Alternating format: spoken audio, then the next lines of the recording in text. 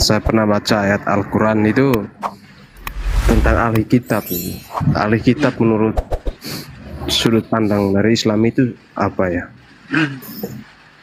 Oke, sebenarnya tadi sudah saya jawab sih ya. Ahli kitab yang dimaksud itu adalah orang Yahudi dari Israel dan orang Nasrani dari Israel. Itu menurut tafsir Ibnu Katsir ya. Selain itu Kristen yang ada di Indonesia bukan termasuk ahli kitab. Bukan begitu, Bang Zuma? Monggo lanjut. Betul. Jadi yang disebut ahli kitab itu adalah Bani Israel. Diterangkan kemudian di dalam Al-Quranul Karim tentang perjanjian Allah kepada Bani Israel. وَلَقَدْ أَخَذَ اللَّهُ مِيثَاقَ بَنِي إِسْرَائِيلَ وَبَعَثْنَا مِنْهُمُ اثْنَيْ عَشَرَ نَقِيبًا وَقَالَ اللَّهُ إِنِّي مَعَكُمْ. Jadi mereka ini adalah Bani Israel yang disebut kemudian dengan ahli kitab. Makanya ketika kemudian mereka ingkar, Allah mengatakan kepada mereka, ya ahlal kitab. Itu larinya ke situ. Ketika kemudian mereka ingkar, didatangkan kemudian baginda Rasulullah Muhammad SAW, diseru lagi, ya ahlal kitab. Jadi yang dimaksud ahli kitab di sini adalah ke-12 suku dari Bani Israel.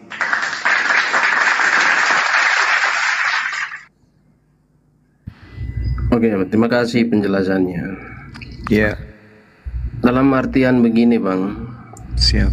Nah, saya membaca sebuah lanjutan dari ayat itu kan, ketika Nabi Abang sedang dalam kebingungan atau lagi bertanya-tanya dalam hatinya atau pikirannya, disarankan dari pernyataan ayat itu untuk bertanya kepada yang katanya tadi Yahudi atau orang Israel sana. Iya. Pertanyaan saya, kenapa mempertanyakan kepada mereka? Oke, baik. Jadi pertanyaannya sederhana dan ini akan mencekik orang-orang yang mendengarkan apabila hatinya itu gusar. Gini, Rasulullah Muhammad SAW tidak pernah kemudian menarasikan bahwa dirinya itu dipilih menjadi nabi dari sejak dalam rahim. Dialah nabi yang paling baik, dia yang dan seterusnya. Itu nggak pernah tuh. Jadi Rasulullah Muhammad SAW menerima wahyu pun dia sendiri nggak pernah mendapatkan informasi sebelumnya bahwa orang ini, saya ini akan ditunjuk sebagai nabi. Kapan ya? Kok lama kali? Kenapa wahyu belum datang? Itu nggak ada yang kayak gitu-gitu. Rasulullah murni mutlak kemudian menjadi dirinya sendiri sebagai orang yang terpercaya pada saat itu, orang yang memiliki sifat yang sangat mulia. Seketika kemudian datang Al-Quran kepadanya pun dia masih takut. Dia takut ketika datang Roh Kudus kepada dirinya, dia takut. Ini ada apa? Sampai dia harus dibawa bertanya kepada ahli kitab. Sampai kemudian istrinya pun menyelimuti dia karena dia takutan, ada apa dengan saya? Makanya Allah mengatakan, kalau kau ragu tentang kenabianmu, kalau kau ragu tentang risalahmu sebagai utusan, bertanya kepada mereka. Mereka ahli kitab tahu bahwa akan datang sosok nabi ya setelah nabi yang datang kepada mereka. Fa in kunta fi syakkim mimma anzalna ilaika fas'al alladzina yaqra'unal kitaba min qablik. Tanya kepada mereka, kalau kamu ragu terhadap apa yang diturunkan kepadamu. Kalau kau ragu kalau itu dirimu adalah nabi, kalau kamu ragu itu adalah dirimu adalah rasul, tanya kepada mereka, apakah di dalam kitab mereka diceritakan akan datang roh kebenaran, akan datang Roh Kudus setelah Nabi Isa? Mereka pasti kalau jujur akan mengatakan, ya, ada penghibur yang akan datang setelah Nabi Isa alaihissalam. Itu maksudnya, Bang. Tapi Rasulullah tidak pernah bertanya, karena Rasulullah tidak pernah ragu, gitu. Ada lagi? Ada lagi?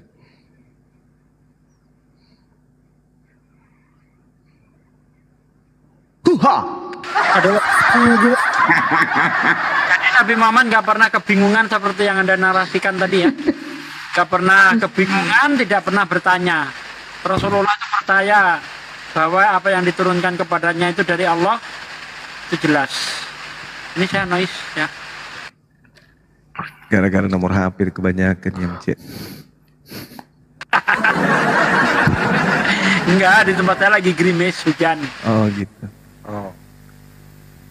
Udah hujan, ngecek nomor 10 pusing. Udah Bang Giwel? Oke bang. Ini nih loh. Gini, Ntar Bang. dulu. Ya terusin dulu. Ini perlu juga nih Desali. Ternyata netizen ini dia pindah-pindah menjawab gitu loh. Jadi kalau ada nomor double ya perhatikan aja gitu ya. Iya. Ya, oke, lanjut. Oke bang ya. Jadi dari narasi yang diutarakan oleh saudara Juma, artinya jika Nabi Muhammad ini dalam keraguan tentang dirinya atau kenabiannya, kebenarannya itu ada pada ahli kitab. Itu kesimpulan dari apa yang saudara Juma utarakan. Jadi sampai Nabi Anda mati, ia mati dalam keraguan. Karena ahli Taurat atau ahli kitab yang Anda katakan tidak mengakui sama sekali bahwa Muhammad ini adalah Nabi. Dan sampai sekarang itu pun berlaku. Makanya jika pengambilan kebenaran Anda untuk bahwa keraguan yang dimaksud adalah keraguan tentang apa yang diturunkan kepada Muhammad dan keraguan tentang kenabian Muhammad dibenarkan oleh ahli kitab, dan ahli kitab tidak membenarkan sama sekali sampai sekarang, bahkan sampai Muhammad mati pun tidak pernah mengaku Muhammad sebagai nabi. Jadi itu ya bang, pernyataan tentang bertanyalah kepada ahli kitab, respon dari ahli kitab tidak pernah membenarkan bahwa ada nabi dari Arab gitu. Sedikit bang, kurasa kuping Anda tadi tidak budek ya. Kita sudah menjawab bahwa Nabi Muhammad tidak pernah ragu. Karena Nabi Muhammad itu tidak pernah ragu, dia tidak bertanya kepada ahli kitab. Nggak ada sejarahnya Nabi Muhammad bertanya kepada ahli kitab. Kurasa kuping Anda tidak budek, tapi kalau budek beli kata sekilo, kalau itu telinga Anda. Ya. Jadi gini Pak Ustadz, jangan bantah saya, tapi bantah pernyataan yang tulis di Al-Quran. Jika dalam keraguan, bertanyalah pada ahli kitab. Saya mempertanyakan pernyataan itu. Jika bang, itu tidak memastikan dia ragu. Kata jika itu bisa berarti kalau kamu ragu. Maka tanya ahli kitab. Tapi Nabi Muhammad nggak pernah ragu. Oke, nggak apa-apa. Jika memang begitu cara saudara menjawab, tolong kasih ukuran kepada saya. Dari mana Anda tahu bahwa Muhammad itu nggak ragu? Ukurannya sudah saya jawab tadi. Nabi Muhammad tidak pernah tanya sama ahli kitab. Ini membuktikan Nabi Muhammad nggak pernah ragu. Jadi apa yang diutarakan sama saudara Juma yang bertanya kepada pendeta yang tertulis? Nggak ada tanya sama pendeta. Tanya apa? Lanjut lagi. Tempat saya... Tidakkah pernah pada permulaan penurunan wahyu Begini. Nabi Muhammad sama istrinya bertanya kepada pamannya. Begini. Jadi ketika kemudian Rasulullah bertanya, Rasulullah menanyakan, itu siapa yang datang kepadaku? Dia tidak meragukan akan kenabian. Dia tanya, itu siapa? Apakah nabi-nabi terdahulu juga pernah mengalami didatangi oleh Roh Kudus? Maka ahli kitab yang ada pada saat itu, bukan Kristen ya, tapi ahli kitab mengatakan, ya, Nabi Musa didatangi oleh Roh Kudus, Nabi Isa didatangi oleh Roh Kudus juga, dan yang datang kepadamu juga itu adalah Roh Kudus. Dan sekiranya saya diberi umur panjang, saya akan menjadi pembelamu, karena pasti banyak dari umatmu yang akan menolak ini. Nah, ternyata setelah kita lihat baginda Rasulullah Muhammad SAW menerima wahyu, sedikit pun tidak ada keraguan-raguan. Makanya sejazirah Arab menjadi pengikutnya, karena dia mengajarkan ajaran yang diterima, pewahyuan yang diterima dengan gagah dan sangat berani. Itu apa yang diterima, itu yang disampaikan. Ketika diperintahkan perangi, dia perangi. Ketika diperintahkan kasih, dia mengasihi. Apapun yang diterima pasti kemudian dijalankan. Tak ada keraguan pada baginda Rasulullah Muhammad SAW. Ketika dikasih satu hukum, hukum itu harus terimplementasi dalam kehidupan bermasyarakat. Ketika dikasih aturan, aturan itu harus kemudian menjadi satu patron dalam kehidupan sosial berbudaya pada zaman itu. Jadi tak ada keraguan bagi Rasulullah. Ketika Rasulullah diperintahkan mengajarkan tentang zakat, maka semua sejazirah Arab harus bayar zakat. Ketika kemudian diperintahkan untuk mendirikan salat, maka sejazirah Arab harus salat. Tak ada keraguan. Berbeda dengan Tuhannya orang tetangga. Aku diutus untuk domba yang sesat dari Bani Israel, tapi keok. Gak mampu dia menegakkan hukum-hukum kepada Bani Israel. Untung saja Allah Subhanahu wa taala menyelamatkan dari pembantaian dan diganti oleh Yudas di atas tiang salib. Gitu. Begitu, Bung. Oke, bolehlah Ya. Anda coba membela kebenaran dengan cara mengarang bebas. Itu fakta. Itu fakta. Nabi Muhammad SAW mengislamkan sejazirah Arab, bahkan hampir seluruh penduduk Indonesia. Untung ada Belanda yang mengurangi sedikit. Kalau Yesus, tak ada satupun manusia yang dikristenkan Yesus. Tunjuk satu manusia yang dikristenkan Yesus, ada nggak? Orang yang dikristenkan Yesus? Tak ada, Bung. Jadi begini ya, saudara ya. Boleh Anda langsung melompat cara pikirnya. Oh iya, Sebenarnya memang kan itu fakta toh. Memang menyakitkan, tapi kan fakta. pada permulaan wahyunya, Muhammad itu nggak tahu sama sekali apa yang mendatangi dia. Nggak Terus ada. buktinya sekarang kalau saya tanya kepada saudara, apa wahyu pertama yang diterima Yesus? Saya bicara Nabi Anda dulu. Iya, saudara. makanya saya tanya, ini kan masalah keraguan. Yesus mengaku di dalam Wahyu 1 nomor 1 katanya, inilah wahyu Yesus Kristus. Pertanyaan saya, wahyu pertama yang Yesus terima yang mana? Yesus tidak pernah ragu-ragu. Yang kita bicarakan Yang ini saya bukan tanya keraguan. wahyu pertamanya. Wahyu pertama yang Yesus terima. Pertanyaan saya, Anda belum jawab, saudara. Ini sudah 4.000 pertanyaan, saya cuma satu. Wahyu pertama, kalau kitab Anda itu betul-betul adalah firman Tuhan, maka pertanyaan saya, wahyu pertama yang diterima oleh Yesus dari Tuhan itu yang mana? Kaku lidahmu kan? Karena kamu bukan pengikut Yesus. Yesus menurut wartawan Yohanes mengatakan begini, segala firman yang engkau berikan kepadaku telah aku sampaikan. Berarti dia menerima firman kan? Pertanyaan saya, wahyu pertama yang diterima oleh Yesus, kalau memang kitabmu itu adalah kitabnya Yesus, yang mana? Saya bisa menjawab itu semua, saudara. Ya, Tapi silakan. Ya, tolong, silakan. kamu harus jawab saya dulu. Sudah dijawab tadi Alkitab tidak ada menyembah Tuhan mantan mayat. Sudah dijawab kok. Silakan Anda jawab. Dari tadi kamu ditanya. Wahyu pertama, ayo silakan. Ayo, Kalau silakan. agama Anda itu ajarannya Yesus, tolong tunjukkan agama wahyu pertama yang diterima Yesus yang ada di kitab kamu itu yang mana? Oke, Anda membuat sebuah pertanyaan dari ayat yang mengatakan bahwa segala firman yang telah kau berikan kepada saya telah kusampaikan kepada mereka, dan Anda mengambil itu untuk menjadikan sebuah pertanyaan bahwa Yesus ini pernah menerima firman. Iyalah, Begitu, pasti dia saudara? kan penerima firman. Iya, saya tahu cara berpikir Anda seperti itu mungkin. Ya, bukan Tapi mungkin, firman memang yang begitu. perlu Anda ketahui, firman itu adalah Yesus itu sendiri. Nenekmu kiper. Aduh, ini yang saya tanya. Firman menerima firman. Jeruk makan jeruk. Wahyu pertama yang diterima oleh Yesus dari Tuhanku itu yang mana?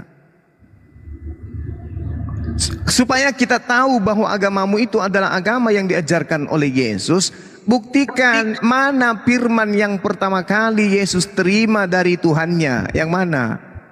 Tepolius yang mulia? Ataukah dari Paulus? Nah, dengar. Ini yang ya. mana? Pada mulanya firman. Kan saya udah terangkan. Kamu mengambil ini untuk menjadi pertanyaan. Ya, Tapi kamu apa sih? Ini pertanyaan tahu. yang kamu punya kewajiban menjawabnya. Ya, Kau kan tapi kamu mengaku pastikan nih. dulu, saudara. Firman itu kan Yesus itu sendiri. Ini Kan? nenekmu kiper. Apa firman itu? Firman itu adalah kalam. Yesus itu manusia, anak Maria. Saya tidak butuh iman Kristenmu. Silakan Anda bungkus. Anda Yohanes bungkus. 1, saudara. Yohanes 1 sampai nomor 14. Seperti apa yang Anda ketahui tentang itu? Yang saya tanya Wahyu 1, Wahyu pertama yang diterima.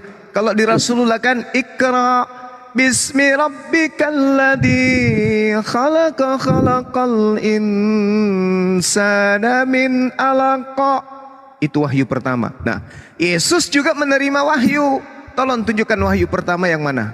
Nah ini biar saudara nggak pertanyakan terus. Sebabnya apa yang Anda pertanyakan itu nggak ada di sebenarnya. Loh, berarti Makanya, Yesus tidak menerima wahyu. Penting bagi Jibril untuk mengatakan baca.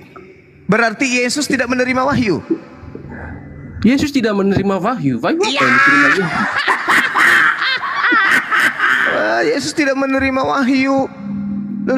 Segala firman, aku tidak berkata-kata dari diriku sendiri. Apa yang aku katakan adalah apa yang diperintahkan oleh Tuhanku untuk aku katakan dan aku sampaikan. Pertanyaan saya, mana perkataan pertama kali yang diterima oleh Yesus dari Tuhannya? Mana? Jawab. Mana? Kan udah dibilangin. Apa itu? Karena firman itu sendiri adalah Yesus. Tidak bisa kayak begitu. Yesus itu penerima firman. Yesus itu diutus ke atas muka bumi ini untuk menyatakan firman. Saudara, alasan saudara apa? Kali apa? Loh, Yesus alasan saudara mengatakan, di Yohanes 1 kan sudah dijelaskan. Oke, saya Siapa bacakan. firman itu? Itu bukan sabda Yesus, itu karangan orang yang tidak jelas. Sekarang begini, Yesus menerangkan dirinya di dalam Yohanes 14. Firman yang keluar dari mulutku adalah bukan dari diriku, tetapi dari Dia yang telah mengutus aku. Pertanyaannya Bang Suma, mana wahyu pertama, mana ilham firman pertama yang Yesus terima?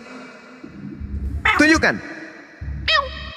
Firman yang diterima Yesus yang adalah Yesus itu sendiri adalah manusia. Apa-apaan kau? Ayo. Bukankah Yesus itu nggak jadi manusia? Loh, itu konsep Bukankah paganisme, Yesus itu itu nggak jadi konsep manusia? pagan, itu konsep pagan yang dibawa oleh Romawi. Yang saya tanya ini Yesusnya. Konsep Yesus pagan mana? Konsep pagan mana yang mengatakan bahwa Tuhan menjadi manusia? Konsep pagan mana? Yohanes 1, Kolose 2, Filipi 2, itu. Yang menolak itu dikatakan antikristus atau anti Mesias. Kalau Anda berbicara antikristus itu adalah Kristen. Kristenlah antikristus itu. Mau bukti? Buktikan kalau Kristen itu antikristus. 1 Yohanes 2 nomor 22. Siapakah pendusta itu? Bukankah dia yang menyangkal bahwa Yesus itu adalah Kristus? Oke? Nah, Kristen kenapa menuhankan Yesus kalau Kristen menganggap Yesus itu Kristus? Kenapa Anda tuhankan? Sedangkan Kristus itu adalah manusia. Ayo. Ketika Anda menuhankan Yesus, itu sama dengan Anda anti terhadap Kristus. Karena Kristus itu hanyalah perantara manusia yang diurapi, yang datang kepada Bani Israel. Apa Kristus itu? Kristus itu adalah manusia yang diurapin, bukan Tuhan. Lalu kenapa Anda tuhankan? Inilah yang dikatakan 2 Yohanes 2 nomor 22. Siapakah pembohong itu? Siapakah Dajjal itu? Siapakah orang yang bermata satu itu? Bukankah dia yang menyangkal bahwa Yesus itu adalah Kristus? Dialah itu adalah antikristus. Yang menolak yang diurapi itu siapa? Loh, saya tidak menolak Yesus sebagai Kristus yang diurapin, manusia yang diurapin. Berarti kamu menerima bahwa Tuhan menjadi manusia. Ini kitab. Karena katamu Kristus adalah Tuhan. Logikamu ini saya pakai. Logikamu saya pakai. Saudara, saya tanya, saudara, Kristus itu adalah, jawab. Kristus bagimu tadi katanya kamu Tuhan. Saya Kenapa tanya, kamu Tuhankan? saya Kan tanya begitu. dulu. Logikamu. Kita Nah, dudukkan logikamu. dulu. Kita dudukkan Benarkan dulu. dulu logikamu. Kristus Benarkan itu dulu apa? logikamu. Kristus benarkan itu dulu apa? pola pikirnya. Benarkan dulu pola pikirnya, baru bisa lompat Anda. Ini sama ikan teri pakai helm juga ini. Ya. Yang Kristus saya Tuhan apa bukan? katakan Bentar. kepada saudara, yang saya biar katakan kamu bisa kepada dudukkan. saudara, antikristus itu adalah Kristen. Biar kamu bisa Dengarkan. dudukkan sendiri perkara pikiranmu. Kenapa Biar Bang kamu Suma? bisa Kenapa Bang dudukkan Suma perkara mengatakan pikiranmu? bahwa orang Kristen itu antikristus? Karena orang Kristen menyembah Yesus. Dengan Anda menyembah Yesus, berarti Anda menolak Yesus itu Kristus. Kalau Anda menerima Yesus itu sebagai Kristus, mustahil Anda menyembahnya. Karena Kristus itu sama dengan anak manusia yang Pertanyaannya, siapa yang menolak anak manusia yang diurapi? Anda. Macam mana orang Kristen menolak manusia yang diurapi? Buktinya Anda tuhankan. Lah, makanya karena itu saya bertanya kepada saudara, kenapa Anda menolak? Saya tidak menolaknya, saya mengakuinya Berarti dia Anda adalah mengaku orang. Yesus Tuhan. Bukan Tuhan. Ikan teri pakai helm. Logikamu lagi ini, logikamu lagi yang saya pakai. Dengarkan. Coba Makanya polanya coba ubah dulu. definisikan dulu. Iya. Kristus itu apa? Kristus adalah, Simpelkan dulu saudara. nah, itu kan? Nah, tengoklah, Kristus inilah yang itu dikatakan Tuhan apa Al-Quran. bukan? Inilah yang dikatakan Al-Quran. Ulaika hum syarrul bariyah. Inilah yang dikatakan Al-Quran saya. Kau selalu bikin makar penipuan. Wah, makaru, kau ingin menipu di sini. Padahal kamu hanya menipu dirimu sendiri. Apa itu Kristus? Kristus itu adalah manusia. Apa itu Theos? Apa itu Elohim? Apa itu Rab? Apa itu Allaha, Theos, atau Tuhan, atau Rab? Itu adalah Khalik, bukan manusia. Sedangkan Kristus adalah manusia. Barang siapa yang menyembah Kristus, berarti dia menyembah manusia. Barang siapa yang menyembah Kristus, berarti dia menteoskan Kristus. Barang siapa yang menteoskan Kristus, berarti dia menolak Yesus. Sebentar. Ini Anda masih pakai sudut pandang Islam. Saya bertanya kepada saudara, Tuhan bagi Anda itu apa? Tuhan itu pencipta. apa? Tuhan itu penciptanya Yesus. Pencipta Yang apa? menciptakan Yesus itu adalah Tuhan. Pencipta manusia. Penciptanya Yesus.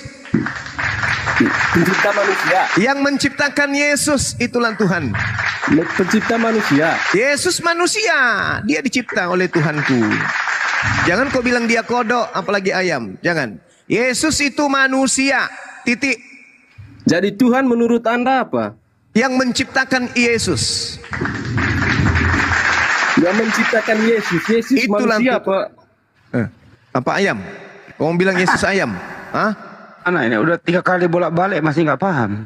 2 Yohanes 1 nomor 7. Siapakah Dajjal itu? Siapakah setan itu? Setan itu adalah yang pergi ke seluruh dunia yang tidak mengajarkan dan tidak menerima Yesus datang sebagai manusia. Itulah setan. Kau terima tidak Yesus itu datang sebagai manusia? Terima. Kenapa kau tuhankan? Kalau kau terima dia sebagai manusia, Pertanyaannya siapa yang kenapa menolak? kamu tuhankan? Loh, buktinya Anda menolaknya karena Anda menuhankannya. Saya tanya, apakah Tuhan Anda manusia? Tuhan saya bukan manusia.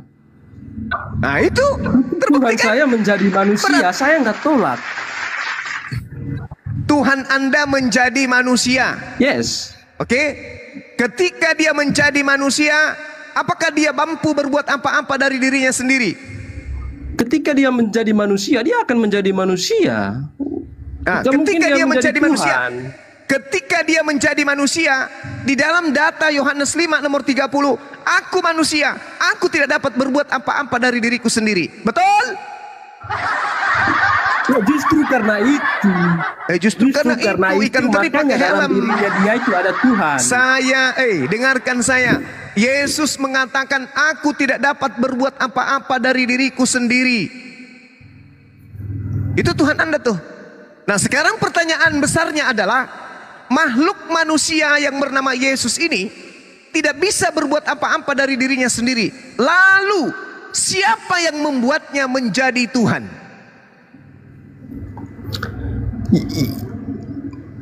Lidah kaku, mulai keluar darah dari mata. Tuhan menjadi manusia, dan ketika dia menjadi manusia, ketika dia terperangkap dalam keadaan manusia, dengan mulutnya dia berkata, aku tidak dapat berbuat apa-apa dari diriku sendiri. Ini ya.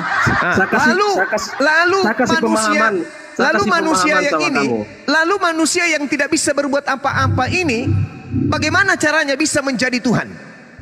Siapa yang membuatnya menjadi Tuhan? Kekuatan dari mana yang mensuplai dirinya sehingga dia bisa menjadi Tuhan? Itu baterai polanya, merek saudara. apa? Aki merek apa? Genset merek apa yang bisa mencas dirinya sehingga yang tadinya Tuhan bisa berubah menjadi Tuhan? Jawab saya. Aku tidak dapat berubah. Aku tidak bisa berbuat apa-apa dari diriku sendiri. Untuk menjadi ayam saja aku tak sanggup, apalagi menjadi Tuhan. Tetapi dia adalah Tuhan bagimu. Pertanyaan saya, siapa yang membuat Yesus yang tidak bisa berbuat apa-apa ini menjadi Tuhan? Siapa?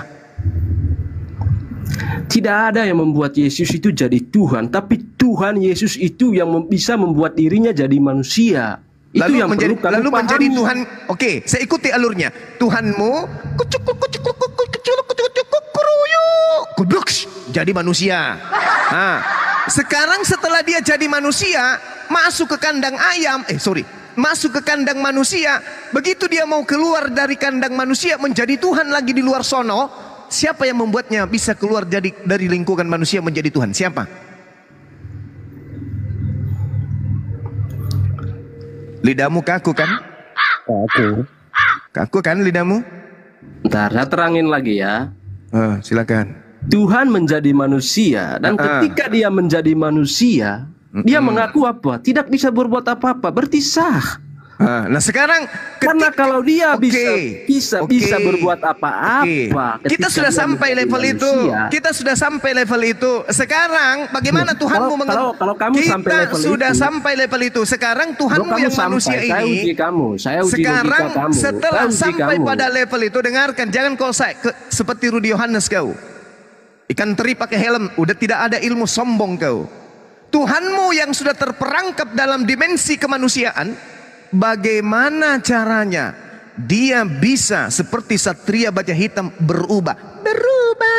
Bagaimana caranya Tuhanmu yang manusia ini merubah dirinya kembali menjadi pencipta langit dan bumi sebagai penguasa, yaitu sebagai Tuhan? Bagaimana caranya? Siapa yang membuatnya? Sementara dia tidak bisa berbuat apa-apa lagi dari dirinya.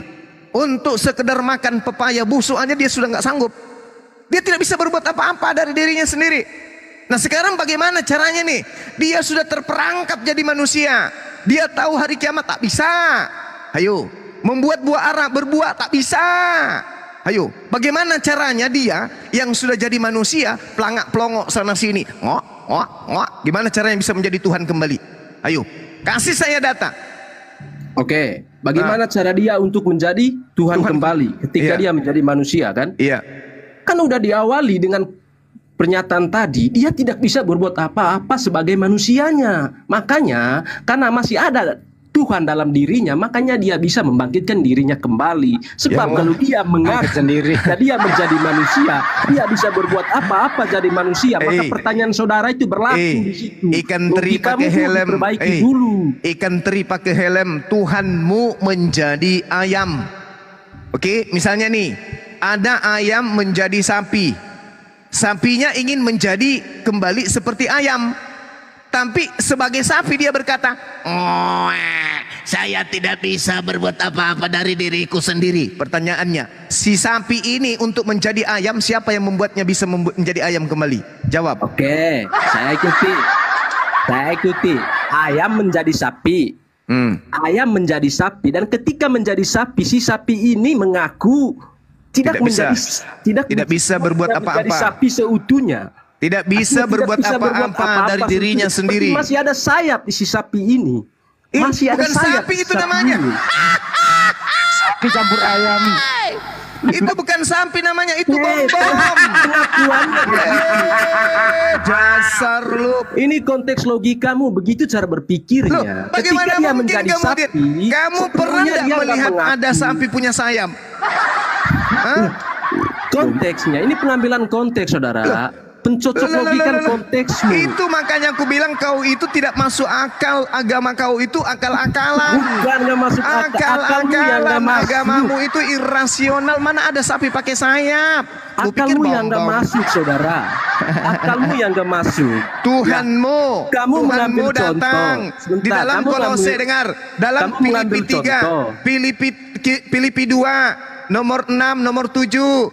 Dia tidak mempertahankan kekuasaannya sebagai Tuhan, melainkan mengosongkan dirinya, mengambil rupa hamba, menjadi manusia. Nah tuh, bahkan taat sampai mati, dibunuh orang di atas tiang salib. Nah tuh, sekarang pertanyaan saya, Tuhanmu yang sudah menjadi manusia ini, mulutnya sendiri yang berkata, aku Tuhannya si Gepeng ini tidak bisa lagi berbuat apa-apa dari diriku sendiri. Nah, terus dari mana narasi yang kamu bangun? Pada dirinya masih ada sayap. Ilmu dari mana itu? Sementara dia mengaku, aku tidak dapat berbuat apa-apa dari diriku sendiri. Kalau diriku dan aku sendiri berarti semua unsur, semua daya, semua upaya, semua kekuatan yang ada pada diriku tak bisa lagi, Cak Ayu. Nah sekarang pertanyaannya, bagaimana kemudian manusia lemah ini yang tidak bisa berbuat apa-apa dari dirinya sendiri ini bisa menjadi pencipta yang maha kuasa? Oke, itu pertanyaannya sama saja. Sapi Manusia bersayap. lemah ini, ya, artinya kamu udah mengerti. Artinya kamu udah mengerti, manusia dan Tuhan udah kamu mengerti. Manusia yang lemah ini, artinya manusia yang lemah ini, ya, dalam pengakuannya tidak bisa berbuat apa-apa. Cocok nggak? Ya karena Tuhanmu sudah menjadi manusia, kuclok. La haula wala quwata illa billah. Cocok nggak itu? Cocok nggak? Biar masuk dalam logikamu. Cocok nggak jika manusia yang lemah pada hakikatnya? Makanya Tuhan tidak bisa menjadi manusia, Cak Ayu. Kenapa bisa? Putar-putar di sini dong. Tuhan nggak menjadi. Ya tidak bisa Tuhan itu menjadi manusia. Karena Itu kalau Tuhan Tuhanmu menjadi yang nggak manusia, bisa. itu dongeng namanya. Mana ada Tuhan menjadi manusia? Bilangan Tuhanmu yang nggak 23. bisa. Tuhanmu Apa? yang nggak bisa jadi Oke. manusia karena Oke. Tuhanmu banyak Tuhanmu- mustahilnya. Oh gitu. Kalau Iya. Tuhan bisa menjadi manusia, berarti Tuhan bisa menjadi ciptaan.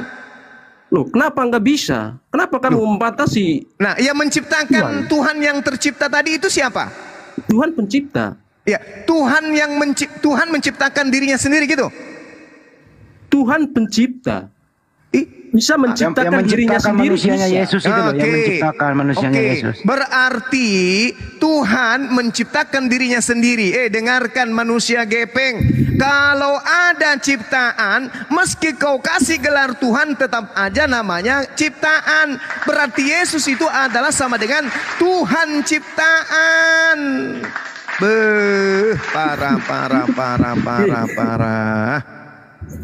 Parah. Jadi Anda sudah mengakui bahwa Yesus itu adalah Tuhan ciptaan.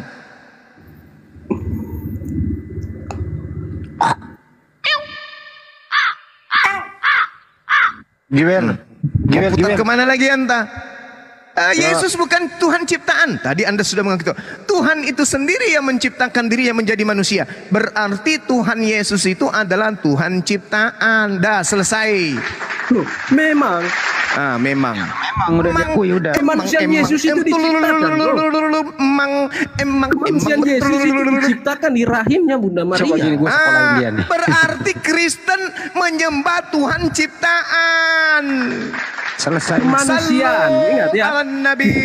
Ingat ya bro. Allahumma salli Kemanusiaan ala Yesus itu Sayyidina memang Muhammad. diciptakan seperti Sallallahu alaihi beberapa wasallam. dia. Allahu Akbar, Masya. Kamu sudah mengakui, Bung, Tuhanmu Yesus itu adalah Tuhan ciptaan. Satu-satunya agama yang mengakui dirinya menyembah ciptaan Tuhan hanya Kristen.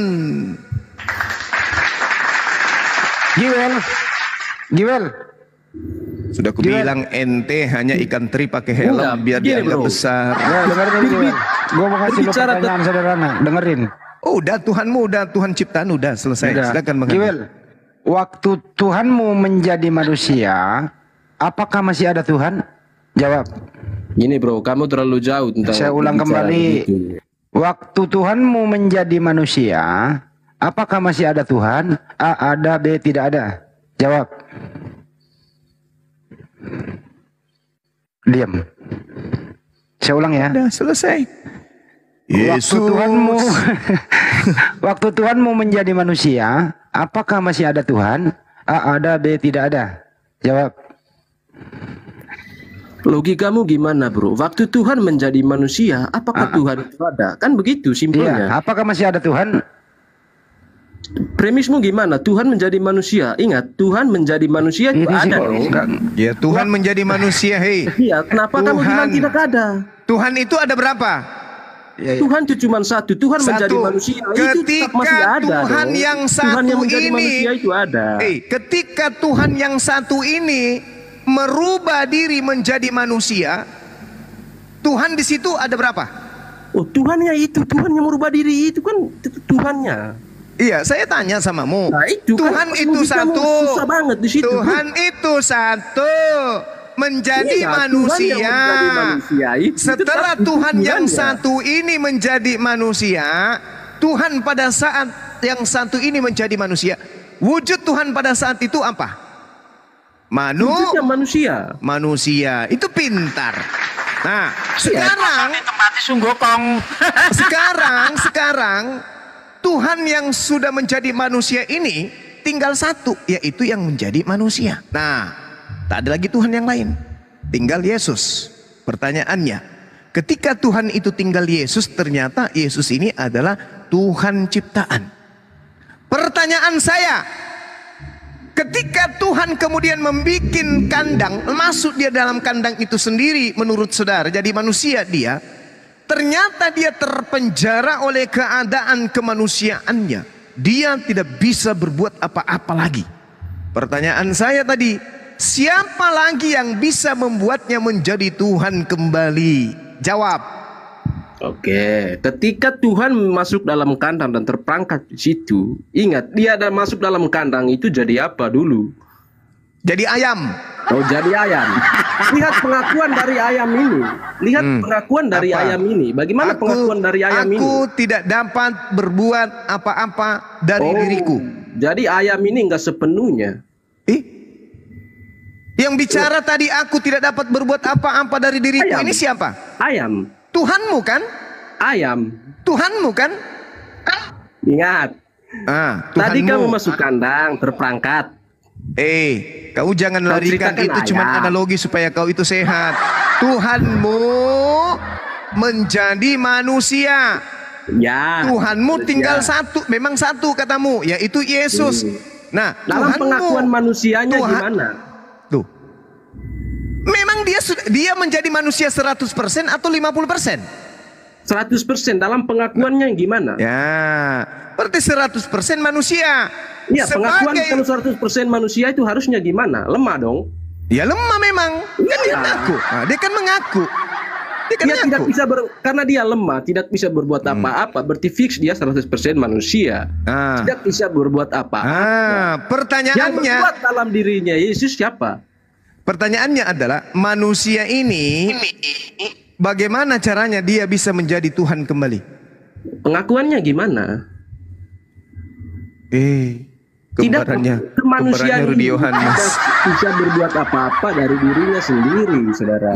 Ya, kamu terus- harus mengerti itu. Iya, terus untuk menjadi Jadi Tuhan. manusia ini sudah mengaku Iya, bahwa untuk menjadi manusianya Tuhan tidak kembali, bisa berbuat apa sendiri. untuk menjadi Tuhan kembali, bagaimana caranya? Untuk dia menjadi Tuhan kembali, ya tetap dalam dirinya dia kan bukan 100% manusia, ada Tuhan. Tadi dibilang Tuhan ya. 100%. Tadi dibilang 100%. Saya ulang pertanyaannya. Mudah-mudahan kamu bisa gila permanen. Yesus ini 100% manusia atau cuma setengah manusia? 100% manusia yang mengakui lemah. Nah, Tidak mengaku kuat. 100% manusia. Berarti sudah tidak ada lagi unsur ketuhanan pada dirinya. Betul?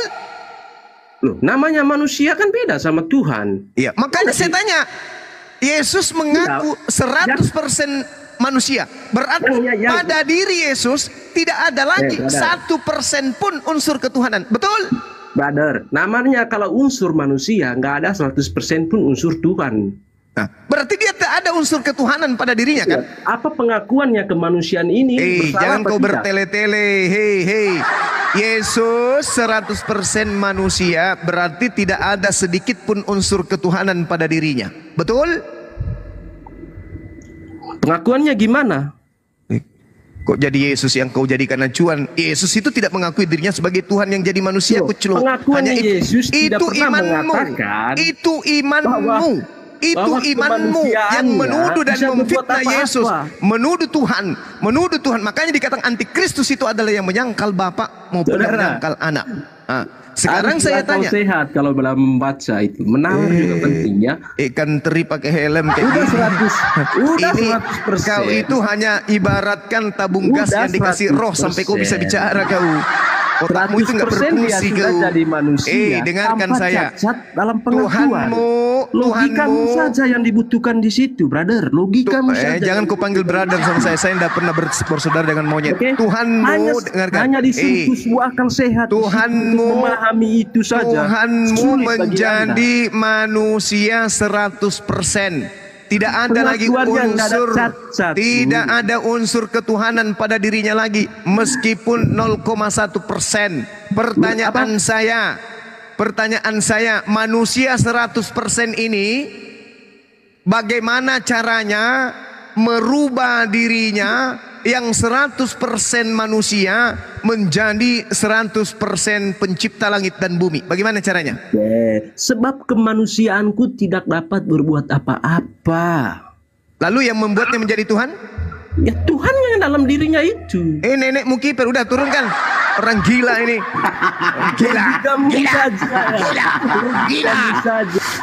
Gila. Bilang tadi, di dalam diri Yesus apakah 100% manusia? Ya, 100% manusia. Lalu siapa yang membuat menjadi Tuhan? Dirinya sendiri, yang ada dalam dirinya itu adalah ketuhanan. Dasar pemakan babi. Kau ke gereja, colok pantat pendeta, habis itu jilat jarimu. Mungkin itu bisa jadi vitamin otak supaya otakmu bisa berfungsi dengan baik. Tak ada orang Islam yang bisa kebodohi dengan konsep paganisme yang kayak gitu. Makanya Al-Quran mengatakan dengan sangat jelas, orang-orang kafir itu lebih hina dari seekor monyet. Di mana dalilnya? Ulaika kal an'am balhum adallu. Mereka orang-orang kafir seperti hewan ternak, bahkan lebih sesat ada hewan ternak. Ulaika humul, mereka. Kalau ayam yang saya temani ngobrol, hei ayam, kenapa kau menuhankan manusia? Wajar ayamnya bingung karena tak berakal, wajar. Ini manusia dikasih kepala, dikasih otak, dikasih kesempurnaan fisik, ditanya seperti itu, lebih bahlul daripada seekor padale. Dasar gorila. Udahlah, capek ngomong sama orang tak berakal. Dibilang sinting, gila dibilang gila, sinting. Kita pun ikut-ikutan gila dibuatnya. Dibilang gepeng sek deh. Cek dan gepeng. Emang sangat parah. Berhenti menjadi Tuhan, jadi manusia. Bahaya. Tuhan 100% menjadi manusia. Berapa persen? 100%. Berarti tak ada unsur ketuhanan pada dirinya. Iya. Bagaimana caranya dia menjadi Tuhan? Ya itu kemanusiaannya memang tidak bisa. Tapi ada unsur Tuhan di dalam. Mau kucangkar tubuhnya. kalau dekat dari saya bicara kayak gitu, ku tumbuk mulutnya pakai sandal jepit.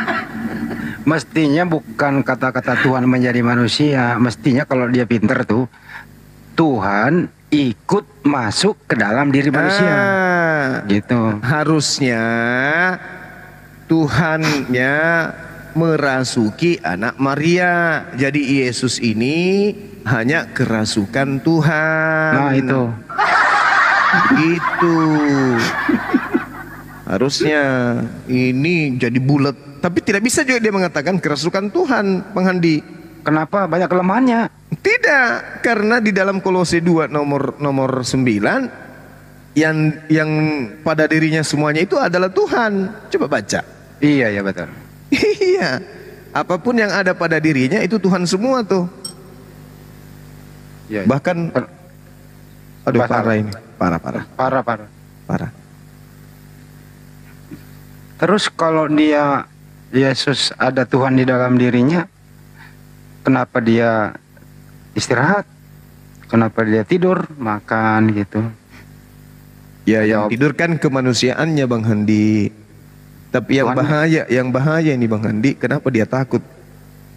Kenapa dia takut kepada malaikat? Takut dia. Malah malaikat memberi dia kekuatan. Nah itu dia. Pokoknya aduh bahas ini kita ikut-ikutan sedeng dibuatnya lah. Intinya ini semua gara-gara siapa? Gara-gara Santo ini.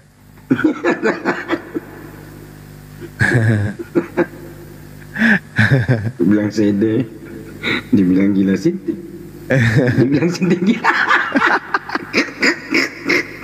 Ya terpaksa lah teman-teman kita katakan seperti itu kan, kita ajak diskusinya kan baik tuh. Iya. Tapi karena dia ngajak kita seperti itu ya sedikitlah kita terapi dia kan, bagi waras sedikit. Aduh. Tapi kenapa ya Gurunda? Maksudnya pemaparan Gurunda itu kan sudah sangat jelas ya. Cuman kenapa ya mereka ini itu tadi khatamallahu ala qulubihim. Nah sama ketika kita katakan kan, ini cincin yang kamu jual ini cincin apa sih? Cincin ini Pak, emas. Berapa persen kandungan emasnya? 100% Pak. Oh gitu. Apakah pada emas ini ada unsur besi di dalamnya atau unsur timah? Ada juga Pak. Berapa persen? 100% juga. Cukadama lento ulu, peda ulu, cilla ulu. Ngapa kule gimpe? Nupakanan jo cincin 100% emas. Di waktu yang bersamaan 100% juga karet. Lama. Anak cuntili petolotoloi. Anak meong. aduh. Kan kepada le, balala duduk. Lanjut dulu. Saya mau makan dulu, lapar kan dengan kita hadir. Anak centil kan. Sakit terus saya. Tapi memang paling sulit ini kalau topik. Makanya topik-topik inilah dihindari oleh pendeta-pendeta yang sudah bergelar STT itu. Dia nggak mau, dia menghindari topik ini. Padahal ini basic, sebenarnya basic. Piti-pitinya Isra Soru mengatakan bahwa apa salahnya Tuhan itu menjadi manusia karena dia maha kuasa. Berbeda dengan Tuhannya umat Islam itu tidak maha kuasa karena tidak bisa menjadi manusia. Gitu ya. Yang salah itu kalau manusia menjadi Tuhan. Isra Soru lupa. Waktu dia menjadi manusia, tadi pembahasannya Bang Juma, is oke lah menjadi manusia. Kemudian dia kan menjadi Tuhan lagi. Lupa Pak Isra Suruh di sana. Kenapa dia nggak stay di muka bumi ini? Dia kan udah kembali menjadi Tuhan. Nah pertanyaan sederhananya adalah, siapa yang menjadikan manusia Yesus ini menjadi Tuhan kembali? Itu pertanyaannya yang sederhana. Nah kalau mereka Bible tentu akan membaca surat Paulus. Ikan Yesus kembali menjadi Tuhan adalah tulisan Paulus, terutama yang tertulis di Roma 14:9 itu. Betul Santo? Betul.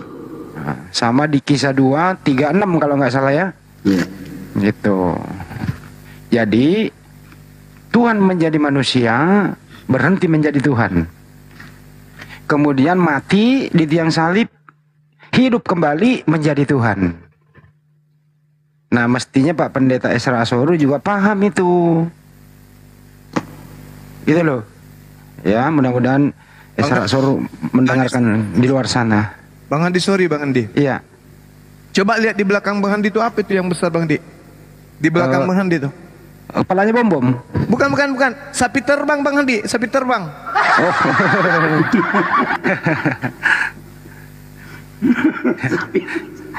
Sapi terbang. Ya malam Jumat ini. Ya, siapa tahu ada benar bom-bom. Pak, siapa ini? Riandra. Malam Pak, pagi. Waktu diskusi kayak gini, waktu Tuhanmu menjadi manusia, apakah masih ada Tuhan? Ada. Dia jawabnya ada. Tuhan ada di mana waktu Tuhanmu menjadi manusia? Ada dalam diri manusia. Yesus 100% manusia, 100% Tuhan. Saya jawab lagi, kalau begitu Tuhanmu nggak menjadi manusia. Tuhanmu masuk ke dalam diri manusia. Serba salah memang ini, serba salah. Karena Yesua Masya atau Yesus itu adalah ciptaan Tuhan.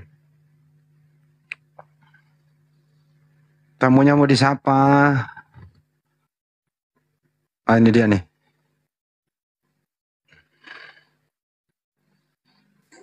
Wis. Mati meja. Muslim kali ini. Bang Midi. Assalamualaikum. Waalaikumsalam warahmatullahi wabarakatuh. Bang ini asli Bang Midi. Fotonya.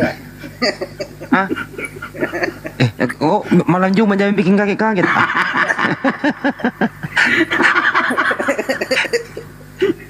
Ini kalau naik di remote ini sebelum bertanya udah diturunkan.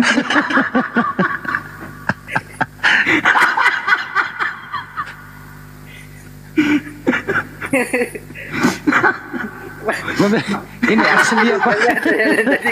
Bukan sapi terbang ini. Sapi bersayap. Jangan ini aku. ini kalau ditanya di remote ini Anda Muslim ya, mau bertanya, langsung diturunin ini. Bang Midi silakan Bang Midi. Ini kalau foto asli nggak apa-apa diteruskan Bang. Kalau bisa nyukur gitu. Ini nyukur semua lah Bang. Ya. Ya. Keluar. Nggak, soalnya gini Bang Andi. Bang Andi yang tanya, saya ini jadi keriting samping-samping. Jangan sampai terbang ini. Yes. Ini ada orang nggak kayak ini, ada orang kayak gini aslinya nih, ada? Enggak lah, editan lah ya, enggak. Mudah-mudahan, nauzubillah min dzalik. Mudah-mudahan lah. Enggak. Nauzubillah min dzalik. Ya Allah. Aduh. Ya silakan Bang Midi, ada yang mau disampaikan? Enggak, siapa-siapa aja. Ini semoga kita sehat semua, abang rumah. Ini gedein. Enggak dibesar.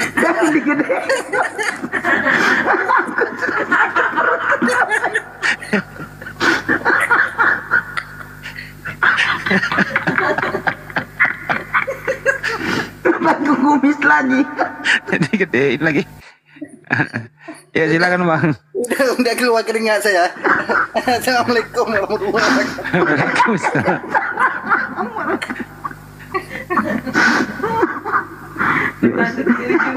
Satu dua. Pergi.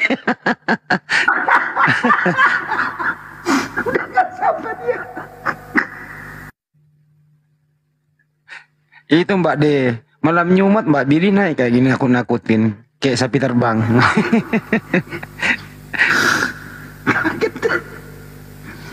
Ya Allah. Aduh. Jadi anak buah Esra Ashoru ini malam, dari sore saya hadapi anak buah Esra Ashoru gitu ya, yang selalu berprinsip Tuhan menjadi manusia. Ini loh Pak Esra Ashoru, kalau sering Anda mengatakan karena dia maha kuasa, terus dia bisa menjadi manusia, justru itu kemahakuasaannya terbatas, Pak. Waktu dia menjadi manusia, berhenti dia menjadi Tuhan kalau dia jadi manusia. Itu loh. Kemudian dia kembali menjadi Tuhan. Siapa yang menjadiin dia Tuhan?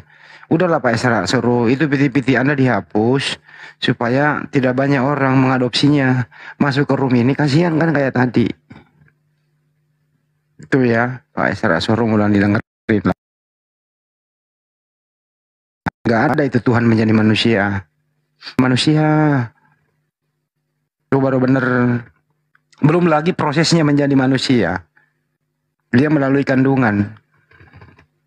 Gimana itu? Kira-kira itu. Kalau udah membahas kandungan, ini Santo di ahlinya nih. Datang dari atas, keluar dari bawah. Kan terkunci dalam kandungan. 9 bulan lagi.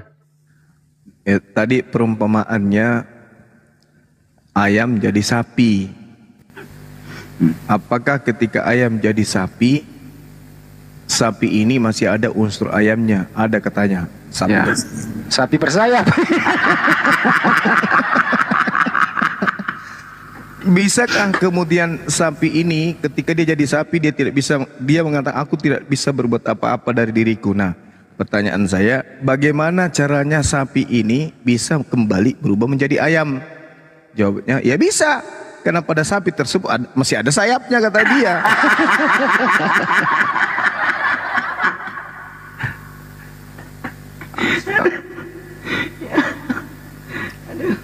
Sapi menjadi ayam, tapi di dalam diri sapi masih ada keayaman ya. Makanya sapinya bersayap. Ya kalau begitu salah argumentasinya. Ayam masuk ke dalam diri sapi. Bami lagi kurang ajar. Allahu Akbar, Masya Allah. Ya sudah soknya bicara, wah so intelek kali, wah ikan teri pakai helm, itulah dia. Sama seperti Om Poot. Om Poot itu menyerah sebelum bertanding. Oh panjang kali dia chatnya, ujung-ujungnya kabur, nggak jadi. Kirain dia udah mualaf, Guru Nabu, enggak ya? Enggak lah, orang kayak gitu justru susah ya Bang Juma ya. Susah. Susah. Orang kayak gitu susah. Karena dia udah paham yang benar tapi masih ingkar. Sebenarnya dia paham bahwa Islam itu, dia ngomong yang baik. Kristen itu apa sih kata dia? Agama Islam itu sempurna, semua ada aturannya. Justru dia mengingkari udah yang sempurna yang dia tahu itu. Ini lebih sulit loh. Itu zalim namanya. Itulah yang jatuh pada posisi zalim. Innallaha Allah mengatakan ulaikahum kepada orang mereka. Allah mengatakan terhadap mereka ini, waman azlama mimman iftara 'ala Allahil kadhiba wa huwa yuda ilal Islam wallahu la yahdil qaumaz zalimin. Allah kemudian tidak beri petunjuk pada orang-orang yang zalim. Zalim lah itu namanya. Dia sudah tahu yang sebelah kanan ini nasi, yang sebelah kiri ini pupuk urea. Yang dia telan pupuk urea. Adaga, dompal, kardoba. Dia sudah tahu ini yang nasi, ini yang pupuk urea. Nah, disuruh makan, makanlah. Yang menurutmu itu baik. Diambil pupuk urea dia makan. Dasar itu namanya zalim. Lebih sulit dia itu. Kayak Pak Midi nih, rambutnya nggak mau.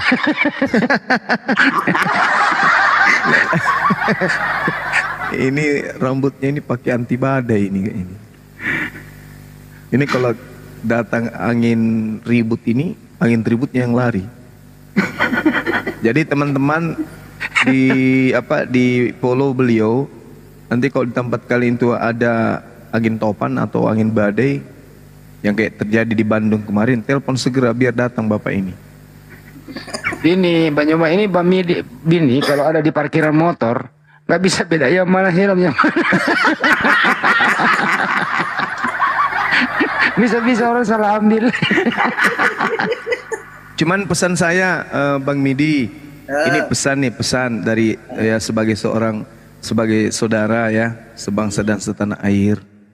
Itu Pak, kalau kita melihat tanah yang gundul kena air hujan, insya Allah 2-3 hari itu akan tumbuh rumput.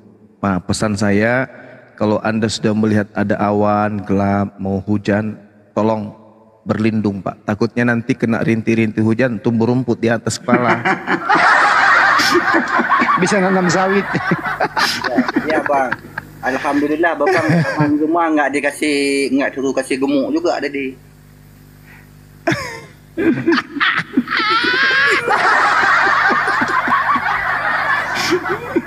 Aduh. Ini lu lihat di bawahnya ada Abdul ini nengok terus ke Bang Midi di atas. Assalamualaikum warahmatullahi wabarakatuh. Waalaikumsalam warahmatullahi wabarakatuh. Silakan Bang Abdul. Bang, itu Bang Midi Paulus tuh. Jangan Pak, jangan menyebut kayak gitu, nggak bagus. Bunda Rahma itu. Jangan, nggak boleh. Apakah ini rambut Oke, tren Bang, 2004? Iya betul. Rambut tren 2004. Kata Mbak D ini rambut tren 24, bukan.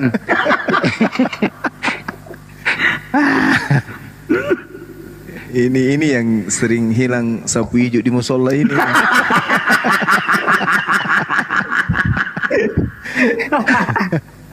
Ternyata dia pelakunya.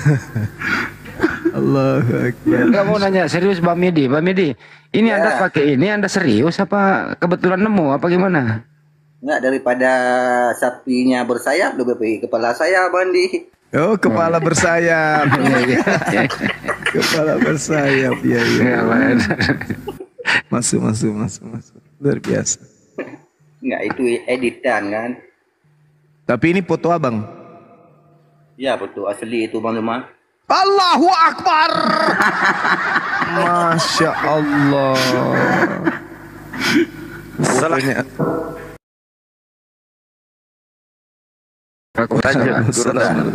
Fotonya sendiri. Allahu Akbar. Oh, foto sendiri diedit. Iya, ada Hati-hati temannya Bang, Pak, ini ada malam temannya Jumat. Pak Bom.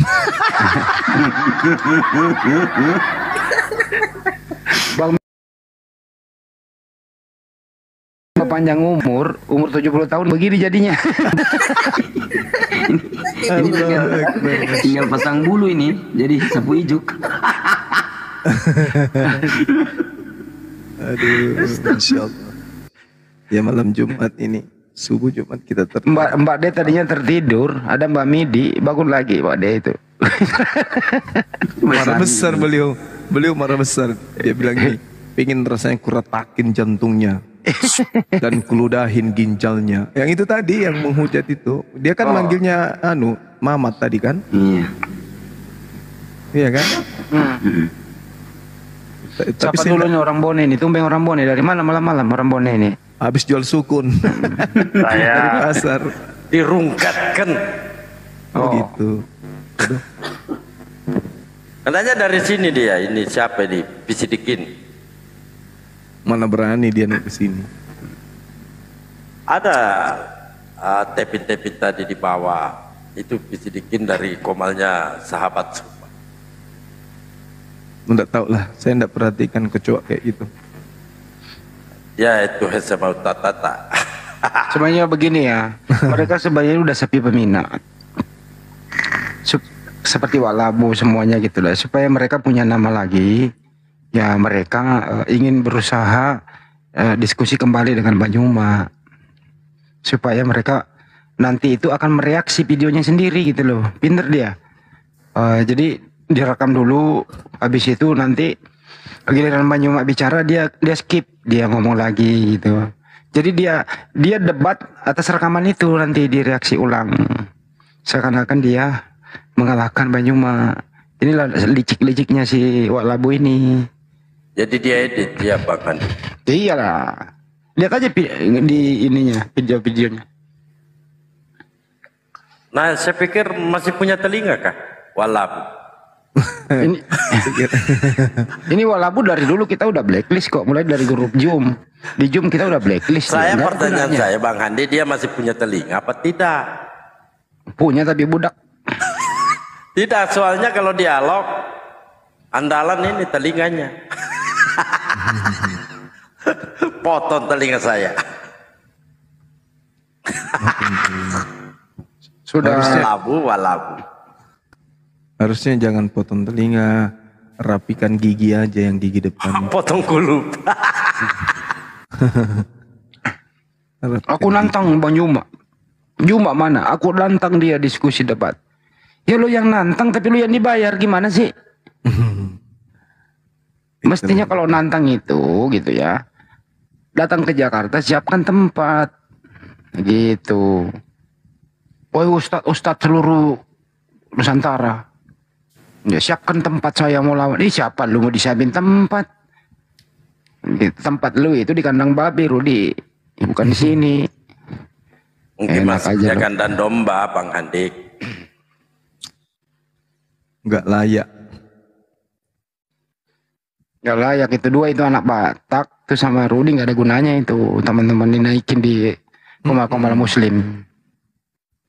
Ngotorin doang, bener. Masalahnya mereka penghujat. Kalau bukan penghujat sih ya kita layani. Dalam arti kata menghujatnya itu dia tidak memahami isi Quran, tapi so tahu dan ngotot. Iya, pansos itu berusaha memanaskan suasana, kemudian nanti kan kalau ada yang nge-kick, nah pindahlah dia, aku di-kick, kalah dia debat, ujungnya saya di-kick, kan gitu nanti framingnya. Gitu. Benar Bang Hendi. Betul sekali. Ya benar itu Bang Robi. Lebih parah lagi ngajak Bang Juma ke Israel debat. Gimana ceritanya? Sampai di sana nggak tahu siapa yang diludahin. Dialah. Oh dia. Coteng lah. Coteng yang diludahin.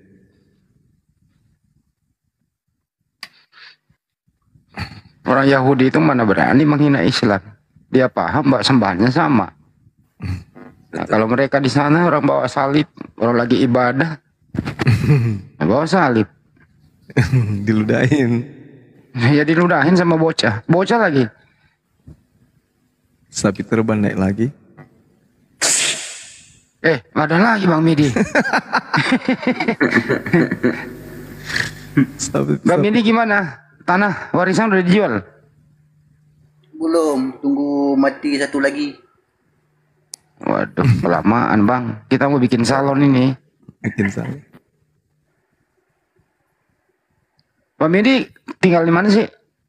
Di Banda Aceh. Oh, Banda Aceh. Di Langsa? Enggak, di Kota Madianya. Oh, Kota Madia, Banda Aceh. Tapi di sana itu benar masih berlaku ya polisi syariah? Polisi?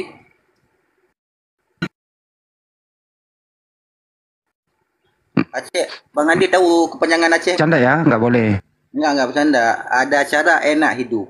Nggak boleh begitu. Mana bercanda tuh? Ada sih cara enak hidup. Nggak boleh, itu kampungmu nggak, jangan. Enggak, iya memang iya kayak itu, Bandi. Aceh, si Cina, India, Cina, Eropa, India. Bahasa Aceh kan kayak itu dia. Ada ini nih. Ada orang dari Pancur Batu nih. Ya, yang aku tunggu-tunggu ini. Ya, sekarang kita nonton Bang Midi versus Darni. Ya. Ya, versus lagi aku dihantam orang. Kalau Bang Midi ini rambutnya mancur kiri kanan, kalau Bu Darni ke bawah kiri kanan. Kalau dia bersayap. Oh iya ini. Versi ceweknya Bu Darni. Iya kan? Coba. Coba lihat Bu Darni tuh. Apa Bang Handi? Model rambutnya Pak Bang Midi itu dia melambai kiri kanan. Kalau Mbak Bu Darni kan ke bawah kiri kanan.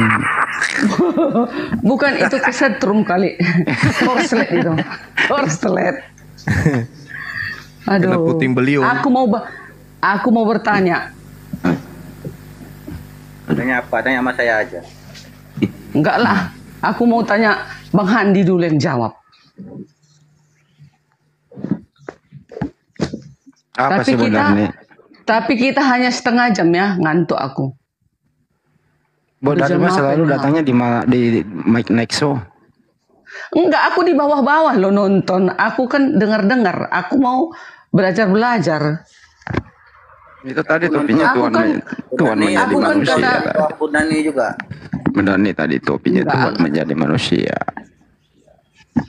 Aku kan kata teman-temanku belum bisa untuk naik ke sini. Oh. Ini aja aku entah kenapa naik lagi. Semalam udah janji. Lalat diingkari. Siapa itu?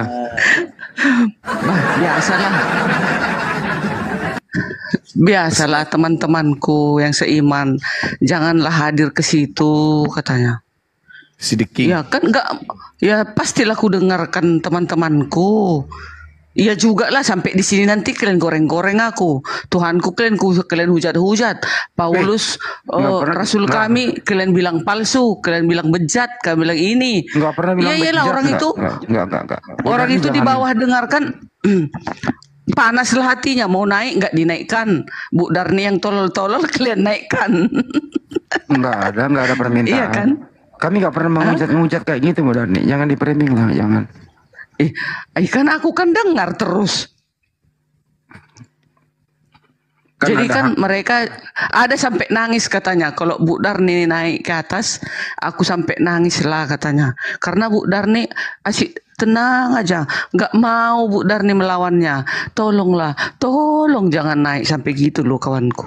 Ini coba lah. Bu Darni dilarang naik. Iya.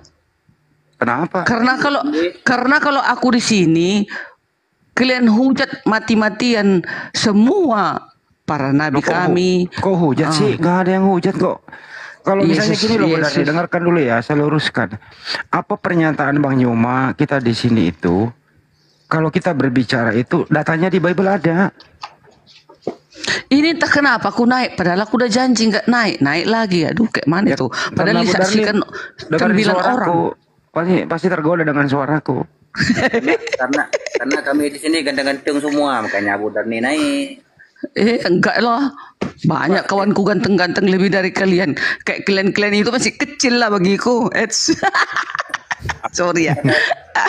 Pada sama Pak Bom tuh begede-gedean. Nanti kalian lihat videoku waktu nanti kami live di Danau Toba. Biar kalian tengok kegantengan sahabat-sahabatku, ya.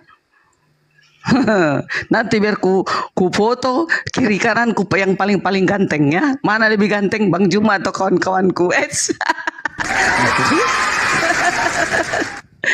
Oh, enggak dong, bukan karena itu. Entah kenapa aku sih mau naik, tapi di sebelah kiri mengatakan jangan. Di sebelah kanan jangan, di sebelah kiri naik. Datang si adik, si sahabat Bang Juma, dijambak-jambaknya aku. Ya terpaksa lah naik. Akhirnya sudah di sini. Tapi semoga aku nanti nggak diserang lagi. Tapi kayak mana pun pasti aku dimarahin ini sama ibu-ibu. Yang menyerang Ibu Darni itu, dengerin dulu Bu. Yang menyerang Ibu Darni itu satu, penggiat hari Minggu, pemakan babi, dan tidak disunat. Data itu fakta. Karena nggak mungkin admin menyerang Ibu Darni. Betul apa betul? Ya nggak ada sih, kalau admin nggak ada. Karena kan di sini kan diskusi di sini kan admin paling si Billy-nya admin. Siapa lagi? Yang melarang Ibu Darni itu adalah penggiat hari Minggu, tidak disunat, memakan babi. Yang melarang Ibu Darni naik ke sini, betul? Iya, tapi kan mereka nggak terima kalau Bu Darni tidak menantang gitu loh. Maunya kan aku serang juga kalian gitu. Serang aja nggak apa-apa. Yang penting berdaging loh Bu Darni. Ibu Darni mau menyerang, serangan Ibu Darni itu, orang menyerang itu Bu Darni karena ilmunya ada untuk menyerang. Nah kalau orang tidak punya keilmuan yang ingin diserang, endingnya adalah hujatan jadinya. Iya. Beda Karena dengan Bang aku pun Juma. Begini Mbak, dari saya beda dengan Bang Juma. Apa yang diungkapkan beliau itu argumentasinya berdasarkan tertulis di Bible, jadi nggak ngarang gitu loh. Ayo Bu, apa yang mau Ibu tanyakan silakan. ya, aku mau tanya. Tapi ayatnya lupa. Bisa kalian lah nanti yang menulis datanya ya. Tapi isinya aja. Nah, aku jujur ini cuman lupa datanya. Daud membaca kitab Al-Quran. Daud membaca Al-Quran. Jadi saya mau tanya, sementara Daud itu nggak pernah mengenal Al-Quran, kenapa ada dicatat di situ Daud itu membaca Al-Quran? Dari mana pula sejarahnya itu? Gitu Bang Juma. Itu Ibu dapat dari mana? Ada datanya, cuman lupa aku di ayat mana itu.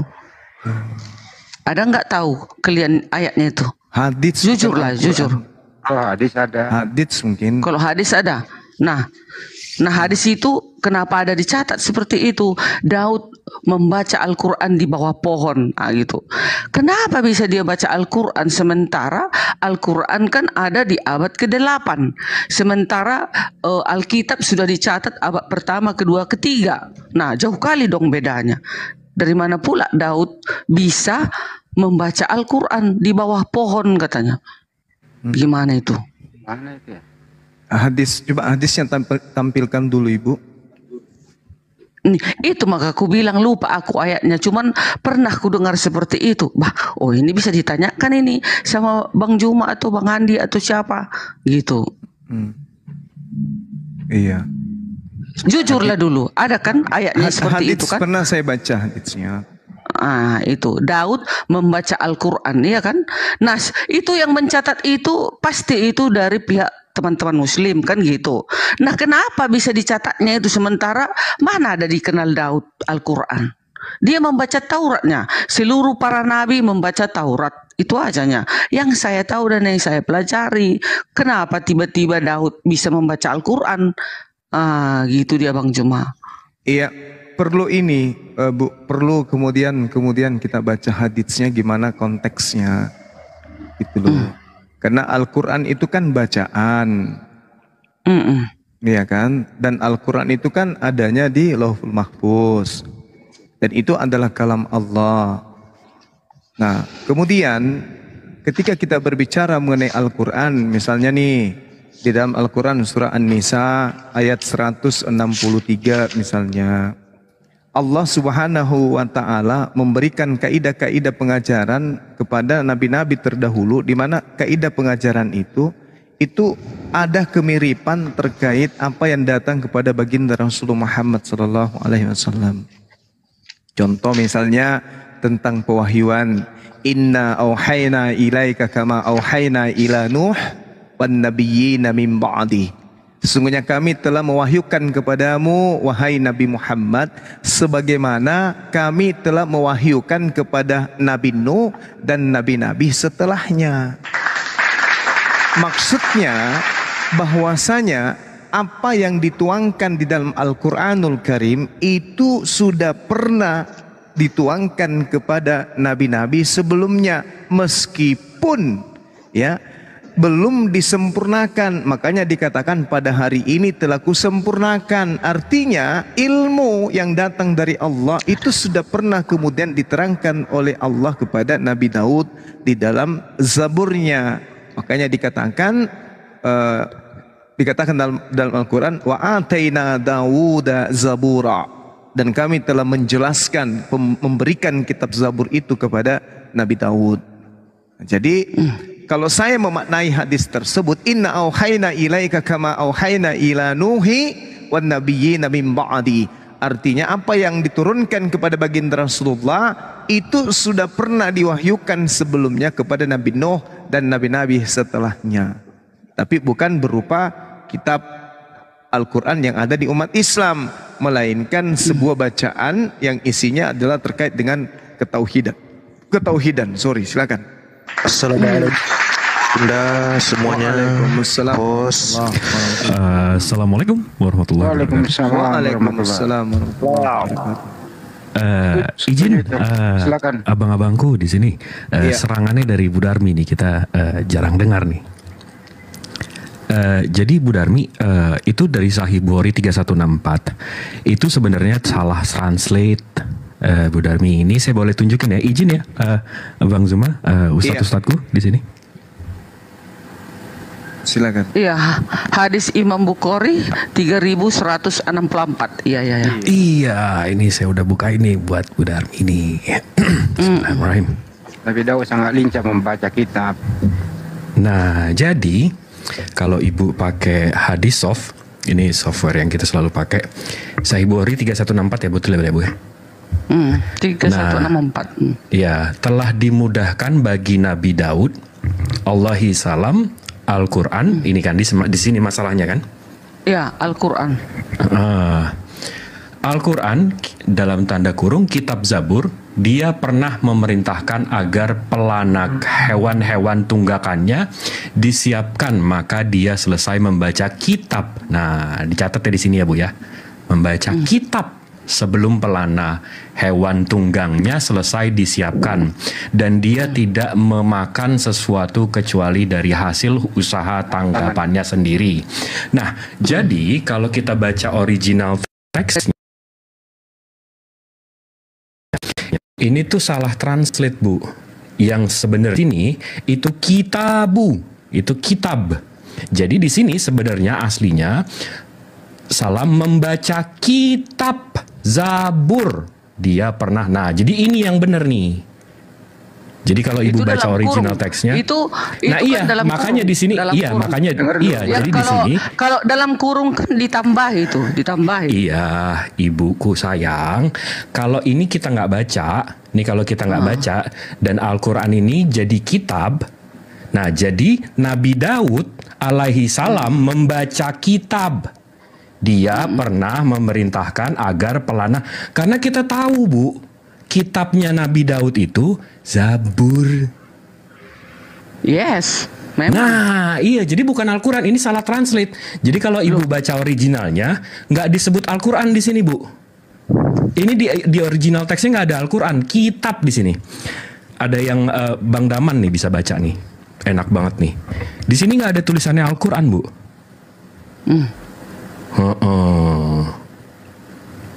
Mau kita bacain tapi gimana? Jadi Daud memang nggak pernah membaca Al-Quran. Nggak pernah Bu, nggak pernah. Betul. Nah, iya di itu. sini. Nah iya makanya di sini kan membaca kitab. Jadi ini salah translate kitab Bu. Jabur, original teksnya nggak ada Al-Quran Bu. Di sini tuh nggak ada Al-Quran. Jadi Nabi Daud membaca kitab. Kenapa di sana ditaruh Al-Quran? Ya ini salah translate ibuku sayang. Kan saya ngelurusin. Enggak, karena begini, selama ini kan kalian selalu bilang Alkitab kami selalu ada kontradiksi. Sementara ini ada kontradiksi. Ini bukan Al-Quran Bu. Tapi ini hadis Ibu. Hadis kan perkataan Nabi Muhammad kan? Loh. Yang dikatakan Nabi Muhammad ini bukan Al-Quran Ibu, ini hadis. Iya, kalian kan percaya kepada Nabi Muhammad. Sementara hadis kan perkataan Muhammad. Kenapa sekarang kalian bilang itu salah? Ini translate-nya Bu, ininya benar, ininya yang salah Ibu. Indonesianya. Ininya benar, ininya yang salah. Maka nih, saya sekarang lagi coba nih, saya coba copy ini, saya translate gitu. Ya, sebentar ya.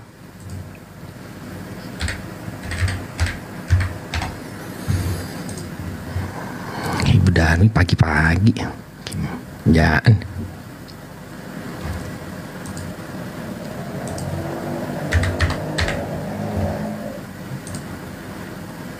Nabi Daud memang lincah membaca. Oh, Daud memang iya, Raja Daud. Tapi di kitab Ibu Nabi Daud direndahkan, dinistakan. Enggak dinistakan ya? Dinda Jibril. Iya, Bukhari 3164. Ya, hadis Imam Bukhari 3164. Iya. Mantap. Oh ya udah dapat dari tadi. Itu. Jadi berarti kan ada kontradiksi di hadis ya kan. Nah, sementara hadis sementara di hadis ini juga ada yang kita mau ambil juga penerjemahan dari yang lain-lain. Tetap juga di Al-Quran ini dikuatkan oleh hadis kan gitu sebagian. Nah, sebagian ini ada yang salah translate. Kenapa ada di situ Al-Quran? Memang iya. Daud mana pernah membaca Al-Quran kan gitu. Kan udah dijelaskan tadi sama Gunda Zuma, Quran itu bacaan. Nah, di dalam di sini ditulis di sini ditulis membaca. Nah, jadi di situ dinarasikan di situ Al-Qur'an dalam kurung kitab Zabur gitu loh. Itu udah komplit itu penjelasan dari Bang Jibril. Amba tadi yang pertama dari jelas itu bacaan. Dan kedua, nah dapat lagi ini timbul pertanyaan baru ya dari pertanyaan pertama ini. Tadi kan kita bilang semua Alkitab yang baru atau kitab yang baru harus beriman kepada Taurat, Zabur dan Injil, ya kan? Nah, kecilin saya. Kecilnya suara gue. Tunggu dulu. Nah, tunggu dulu Bu Darni. Kita sepakat dulu yang tadi itu gimana? Udah ya? Ya udah, karena sudah kalian bilang seperti itu nggak ada Al-Quran, ya udah jangan lagi didebatkan. Itu. Izin ya, Guru Naya izin. Nah, kalau dikatakan kontradiksi seperti misalnya begini, di dalam dua raja-raja kita lihat ya, di dalam dua raja-raja dua raja-raja 8 nomor 26. Nah, di situ Ahazia menjadi raja umur 22 tahun. Sementara di dalam dua Tawarik 22 nomor 2 Ahazia menjadi raja 42 tahun. Nah, itu baru kontradiksi. Betul? Iya. Itu di dalam Bible gitu loh. Nah, pertanyaan di sini, di antara dua ini yang salah ini tentang umur ini, yang mana firman Tuhan dan yang mana bukan firman Tuhan? Gitu. Paham nggak? Itu kalau dikatakan kontradiksi di dalam dua raja-raja 8 nomor 26 bisa Ibu baca, baru VS 2 Tawarik 22 nomor 22 2 Tawarik 22 nomor 2 gitu loh. Itu tentang umur itu aja udah kontradiksi gitu. Begitu kalau berbahas tentang kontradiksi. Nah di situ makanya jadi di Alkitab juga kalaupun ada seperti itu, jadi jangan terus kalian serang-serang juga. Nah, kami pun kayak ginilah sudah tahu seperti itu. Daud sebenarnya tidak pernah tahu apa isi Al-Quran. Nah, sekarang selesai itu. Nah, sekarang pertanyaan yang timbul yang baru dari pertanyaan pertama. Entar dulu bereskan dulu. Intinya adalah kesimpulannya. Entar dulu, intinya adalah kalau di Al-Quran itu Nabi Daud itu adalah nabi yang mulia, tidak ada kisahnya berzina, tidak ada mengambil istri orang untuk diprot-prot di tempat umum. Kalau di Bible dari Anda mana? itu, kalau Bang di Andi, Anda dulu, kalau di Bible Anda itu Daud itu dikisahkan sangat terhina dia, gitu. Tunggu, ya Bang Handi, dari mana tahu Bang Handi menceritakan tentang Daud kalau nggak kalian baca dari Alkitab? Kan Alkitab duluan ada, kan Alkitab duluan hadir. Seharusnya apa yang tercatat dalam Alkitab itu kan sejarah. Jadi apapun yang dilakukan Daud di dalam Alkitab itu sudah sejarah. Sudah bapak-bapak gereja sudah mencatatnya itu. Dijelaskan oleh Banjuma gitu. Ini prasangkanya Banjuma, Ibu Darni ini dia pikir Al-Quran ini mengutip dari kitab sebelumnya. Ya, jadi kalau nggak dari mana tahu coba? Kalau nggak dari kitab yang sebelumnya. Ya tunggu dijawab dulu sama Banyu, Al-Quran itu dari mana? Silakan. Al-Quran itu tidak pernah dituliskan berdasarkan hasil penyelidikan terhadap kitab-kitab sebelumnya. Rasulullah Muhammad SAW tidak bisa bahasa Ibrani, tidak bisa bahasa Yunani, tidak bisa bahasa Aramaik. Dia tidak bisa membaca huruf-huruf dari bahasa-bahasa tersebut. Jadi datang kepada beliau wahyu secara berangsur-angsur. Al-Quran menceritakan tentang kisah-kisah nabi-nabi sebelum beliau tanpa ada belajar. Dia hanya nerima lalu sampaikan.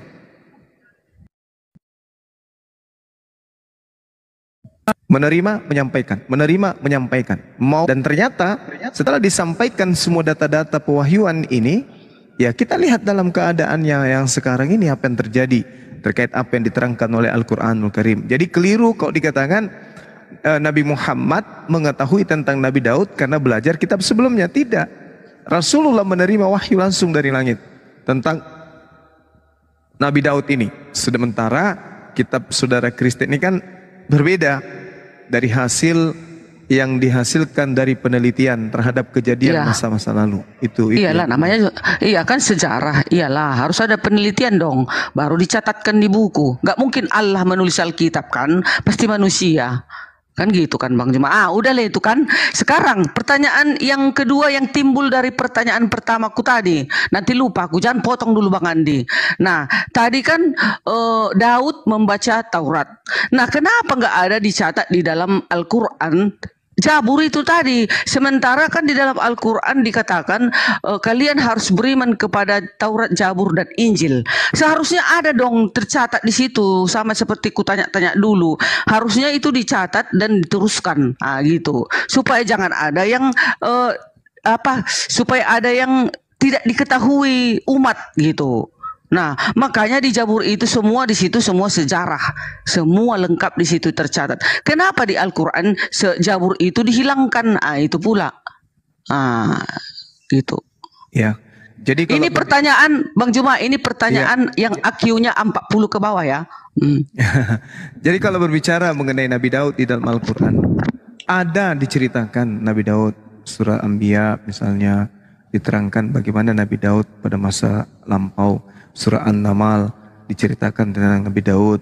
Surah Saba juga bercerita tentang Nabi Daud. Jadi ada beberapa surah di dalam Al-Quran yang bercerita tentang Nabi Daud alaihissalam. Namun cakupan daripada apa yang diterangkan kemudian tentang Nabi Daud ini, itu yang tadi yang saya bacakan kepada ibu. Yang pertama bahwasanya inna auhayna ilaika kama auhayna ila Nuhin wan nabiyyina min ba'di. Sesungguhnya kami wahyukan kepadamu Nabi Muhammad sebagaimana kami telah mewahyukan kepada Nabi Nuh dan nabi-nabi setelahnya. Apa itu isyarat tentang sama bagaimana kemudian firman Allah datang kepada mereka. Yang kedua ilham, yang ketiga insting, yang keempat kemudian bisikan kalam dari Allah. Itu sama. Nah, ketika berbicara salah satu firman yang diterima kemudian Nabi Nuh di dalam Al-Qur'anul Karim diterangkan misalnya wa Dawuda wa Sulaiman isyahkuma fil hauthi isnafashat spih. Seperti itu dalilnya. Ya saya kurang hafal. Di situ dikatakan gini. Dan ingatlah ketika kemudian Nabi Daud dan Nabi Sulaiman di waktu keduanya memberikan keputusan mengenai tanaman, karena tanaman itu dirusak oleh kambing-kambing kepunyaan kaumnya. Dan adalah kami menyaksikan tentang keputusan yang diberikan oleh mereka. Jadi hal-hal yang terkait tentang Nabi Daud itu terkait dengan kaidah hukum yang ada pada masa itu. Kaidah hukum yang ada pada masa itu. Jadi yang diceritakan kemudian yang berkaitan dengan akidahnya umat Islam. Tidak menceritakan secara runut. Karena Al-Quran itu bukan buku biografi. Bukan buku yang kemudian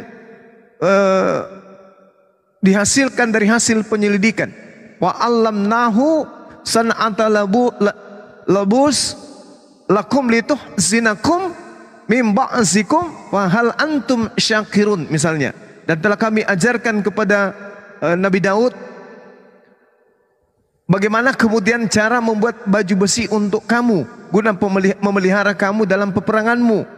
Maka hendaklah kamu bersyukur kepada Allah. Hal-hal seperti ini sebenarnya diberitakan oleh Allah kepada Nabi Muhammad SAW sebagai berita yang gaib. Berita gaib yang diceritakan oleh Allah kepada Nabi Muhammad SAW. Jadi ada diceritakan Nabi Daud itu seperti apa, diceritakan juga di Al-Quran. Hanya saja syariat yang datang kepada Nabi Daud itu berbeda dengan apa yang datang kepada kami Nabi Muhammad SAW untuk umat Islam. Karena Nabi Daud itu hanya untuk kaumnya. Seperti itu Bu Darni. Itulah makanya Bu Darni, izin boleh nambahin dikit nggak Bu Darni? Bisa silakan. Kalau memang Al-Quran ngopi-ngopi atau mencomot-comot Alkitab, di Alkitab itu siapa yang pertama diciptain Bu? Adam atau iblis, tapi Al-Quran menjelaskan bahwa yang diciptakan itu siapa duluan. Habis itu siapa yang diciptakan pertama kali? Di Biblos nggak diceritakan, tapi di Al-Quran diceritakan. Habis itu Alkitab menceritakan bahwa Bahtera Nuh itu di Ararat, sementara kita ketemunya di judi. Al-Quran menceritakan di judi. Habis itu mengapa di Alkitab mengatakan bahwa Tuhan menindas wanita karena dosa Hawa? Al-Quran tidak melakukan hal yang sama. Habis itu di mana di Alkitab menceritakan soal Nabi Nuh, Nabi Suhaib, Nabi Haidir, Nabi Lukman? Itu nggak ada di Alkitab, Bu. Itu ngopi dari mana ya, Bu ya? Habis itu kalau mau cerita soal mencuri comot-comot ya, Bu ya. Syria 61 kitab, Protestan 66 kitab, Roman Katolik 73 kitab, Koptik 75 kitab, Krismatik 76. Ini kitab yang mana dimu yang mau dicocong? Saya nggak paham nih. Itu Udah? aja sih, Bu. Iya. Nah, kalau itu dari pihak kalian ya. Sekarang di Alkitab dari kami, Alkitab merupakan kitab-kitab agama Yahudi dan Kristen yang ditulis pada waktu-waktu yang berlainan dan oleh para nabi dan rasul Israel yang berbeda di lokasi-lokasi yang berbeda. Umat Yahudi dan Kristiani atau Kristen memandang kitab-kitab dalam Alkitab sebagai hasil dari pengilhaman ilahi dan sebagai catatan geografi mengenai hubungan antara Allah dengan manusia. Teks-teks tersebut mencakup catatan-catatan sejarah yang berfokus pada teologi, himne, doa, amsal, perumpamaan, surat, epistola, terus nasihat, esai, puisi, dan nubuatan garis besar. Alkitab memuat firman Tuhan sejarah, strip peristiwa dari silsilah. Itulah isi dari apa? Dari Alkitab ini. Jadi memang bukan Allah yang mencatat Alkitab ini, tetapi itu tadi kan para rasul dan para orang di pada masa itu dicatat. Nah, Taurat itulah harus ada itu. Makanya di dalam Alkitab tetap kami catat, baru kemudian perjanjian baru dan seterusnya. Nah, kalau memang Al-Quran juga penyempurna, seharusnya gitu juga. Ada kitab Zabur, ada kitab Tauratnya, ada kitab Injil, dan ada kitab Al-Quran. Nah, gitu dia. Kalau memang itu terakhir penyempurna, harusnya seperti itu. Jadi karena di Al-Quran dihilangkan semua, Nabi Yeremia, Yesaya, Mazmur itu yang paling utama. Mazmur itu Raja Daud, itu buku Daud itu Mazmur. Kalau Yeremia, Nabi Yeremia. Nah, kalau Yesaya itu Nabi Yesaya. Seharusnya ada dong di kitab Al-Quran itu. Ini kan nggak ada, berarti dikurangi. Berarti bukan penyempurna kan? Itu ya Nabi Yahudi, Bu, bukan Nabi. Ya, Nabi kita seluruhnya itu, Nabi seluruh umat manusia. Izin Bang Jibril. Gitu. Bukan hanya Nabi orang Izin Yahudi, menambahkan kan? sedikit Bang Jibril. Izin Gurunda Zuma. Nabi kita semua itu, Nabi Yesaya, Nabi Yeremia, Nabi seluruh umat manusia. Pertama Nabi Allah kan gitu. Nah, kita harus mengetahui itu juga. Makanya di Nabi Yesaya itu mencatat disitulah terjadi kisah-kisah tentang penyaliban dan penyiksaan Yesus, ada di kitab Yesaya. Makanya kitab Yesaya kan banyak kali isinya itu. Kenapa nggak ada di Al-Quran itu? Itu sekarang. Bu Darni, saya ingin coba sedikit menambahkan ya apa yang telah disampaikan Bang Zuma dan Bang Jibril. Jadi berbicara tentang Al-Quran ini sudah disampaikan tadi oleh Gurunda Zuma bahwa itu murni pewahyuan dari Tuhan langsung kepada baginda Rasulullah Shallallahu Alaihi Wasallam melalui perantaraan malaikat Jibril secara berangsur-angsur. Jadi tadi Bu Dardi mengatakan, jika memang Al-Quran itu adalah penyempurna, kenapa tidak ada mencatat kitab-kitab terdahulu? Padahal seperti Raja Daud itu adalah salah satu raja yang paling penting. Kenapa tidak ada tercatat dalam Al-Quran? Jadi sedikit saya tambahkan Bu Darni. Al-Quran itu dikatakan penyempurna itu bukan berarti mencatat semua kitab yang telah dikeluarkan kepada nabi-nabi terdahulu, tidak. Tetapi yang dimaksud dengan penyempurna kitab-kitab terdahulu itu adalah mencukupi atau tidak memberikan pertentangan dengan apa-apa yang telah diturunkan Tuhan kepada nabi-nabi yang terdahulu. Jadi kitab-kitab yang telah diturunkan Tuhan kepada nabi-nabi yang terdahulu tidak ada satupun yang bertentangan dengan Al-Quran. Nah, justru apa-apa yang tidak ada, permasalahan-permasalahan yang tidak ada di dalam kitab-kitab terdahulu, itu yang dikemukakan oleh Al-Quran sebagai pelengkap dari kitab-kitab terdahulu. Jadi bukan berarti Bu Darni, Al-Quran itu penyempurna kitab terdahulu, bukan berarti semuanya dicatat. Ya untuk apa lagi dicatat? Itu nggak ada gunanya dicatat lagi. Karena masa dan keadaan itu sudah berubah. Tetapi masa dan keadaan itu berubah, Al-Quran datang bukan untuk merubah apa-apa yang telah diwahyukan Tuhan kepada nabi-nabi terdahulu. Nah itu yang pertama.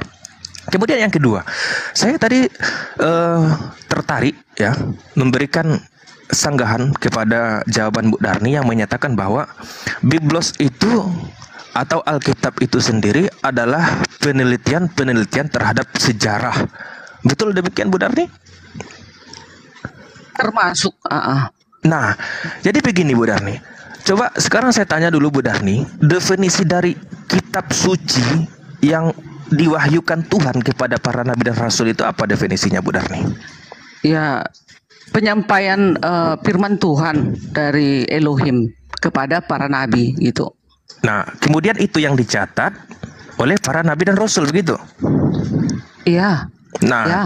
Sekarang saya mau tanya ini Bu Darni, di dalam Alkitab itu sendiri ada dikenal dengan Codex Sinaiticus. Bu Darni pasti paham dengan itu. Ya. Yaitu sebuah naskah manuskrip lengkap perjanjian baru yang berasal dari abad keempat. Nah sekarang saya tanya Bu Darni, jika memang Alkitab itu dipercayai sebagai sebuah penelitian terhadap sejarah-sejarah pada masa lalu, saya mau tanya Bu Darni, itu Codex Sinaiticus itu yang meneliti siapa? Yang menulisnya siapa? Ya para bapak gereja lah dan para orang Yahudi pada zaman itu.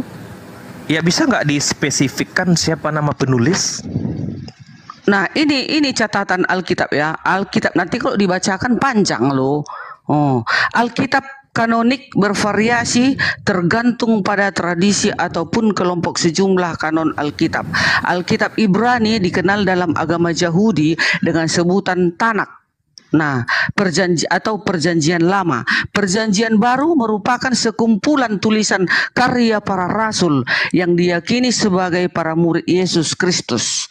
Alkitab awalnya ditulis dalam bahasa Ibrani, kemudian diterjemahkan di dalam bahasa Yunani. Abad pertama, tulisan Yunani Kristen awal ini terdiri dari berbagai narasi, surat dan tulisan apokaliptik. Di antara dominasi Kristen terdapat beberapa perbedaan panjang sebetulnya. Nah itu di DM aja linknya Bu, ntar saya baca sendiri. Itu jadi kan nanti kalau poin aja. Tadi kan Bu Darni sudah mengatakan bahwa Codex Sinaiticus itu ditulis oleh bapak-bapak gereja. Bapak-bapak gereja, ya. Bisa nggak dikasih tahu satu aja deh di antara bapak-bapak gereja siapa nama penulis ini dari Codex Sinaiticus ini? Ada nggak satu nama yang bisa kita jadikan sebagai rujukan, sebagai data gitu? Nggak ada Bu, nggak ada Bu. Nggak ada itu sampai kiamat pun Bu Darni nggak akan ketemu. Nah, cuman jadi pertanyaan saya gini Bu Darni, pertanyaan saya, bagaimana Bu Darni bisa meyakini suatu penelitian? Kan tadi sudah sepakat tuh bahwa Alkitab itu atau Biblos itu murni dari penelitian para rasul terhadap sejarah-sejarah di masa lalu. Nah, bagaimana Bu Darni bisa mempercayai suatu karya, suatu penelitian yang tidak jelas siapa yang menelitinya? Nah, bagaimana cara mempercayainya? Ya itu Bu. Udah 2 menit ya, jangan dipotong ya. Ini saya mau jawab untuk Bu Darni. Flash, Dana, OVO itu namanya e-money saja. Dengar, berbagai kalangan Kristen menyikapi Alkitab secara berbeda.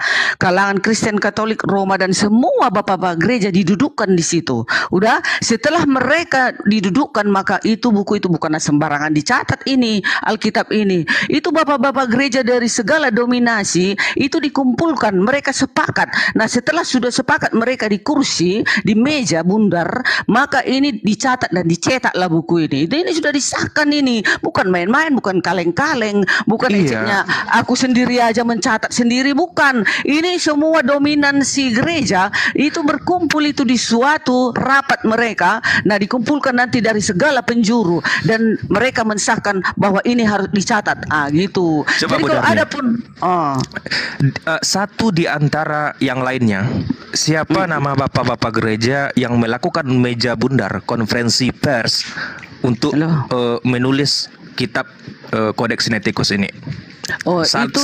Satu aja di antara yang banyak itu. Saya tadi mendengar bahwa bapak-bapak gereja berkumpul di berbagai penjuru, kemudian untuk melakukan riset ya, lalu dicatat menjadi sebuah buku. Nah, satu aja deh namanya siapa?